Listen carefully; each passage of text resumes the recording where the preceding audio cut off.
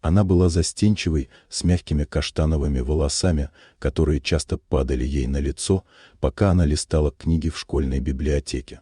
Эмили предпочитала держаться в тени, ее скромное платье постельного цвета подчеркивало ее желание не выделяться.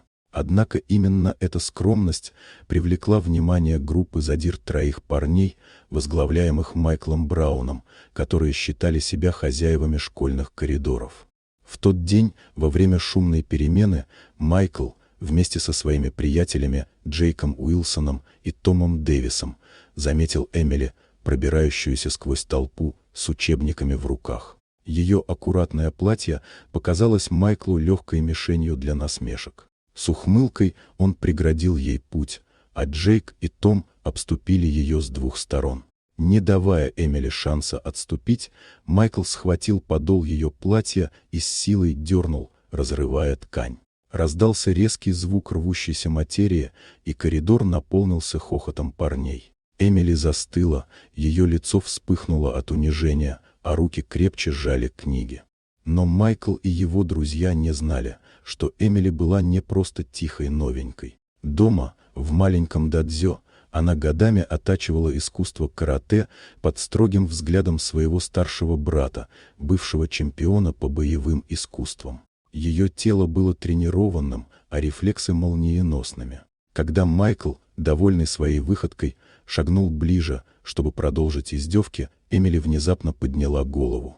Ее глаза, еще мгновение назад полные смущения, теперь сверкали холодной решимостью. В долю секунды Эмили приняла стойку, ее движения были точны и уверены. Она сделала стремительный выпад и нанесла мощный удар ногой прямо в грудь Майкла. Тот, не ожидавший сопротивления, рухнул на пол, задыхаясь от неожиданности. Джейк, попытавшийся схватить Эмили, получил быстрый боковой удар в плечо, который заставил его отшатнуться и упасть на колени. Том, увидев, как его друзья падают один за другим, замешкался, но Эмили уже развернулась к нему. Одним четким движением она провела подсечку, и Том оказался на полу рядом с остальными. Коридор замер. Ученики, столпившиеся вокруг, смотрели на Эмили с изумлением, не веря своим глазам. Она спокойно поправила разорванное платье, подняла упавшие книги и, не оглядываясь, пошла дальше по коридору. Майкл, Джейк и Том остались лежать, ошеломленные не только физической болью, но и осознанием, что их мишень оказалась сильнее, чем они могли вообразить.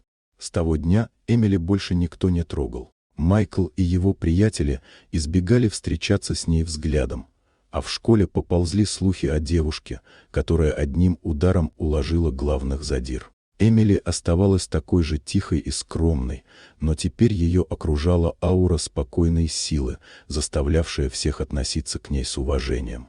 Если вам понравилась эта история, поставьте лайк и подпишитесь, впереди еще много удивительных рассказов.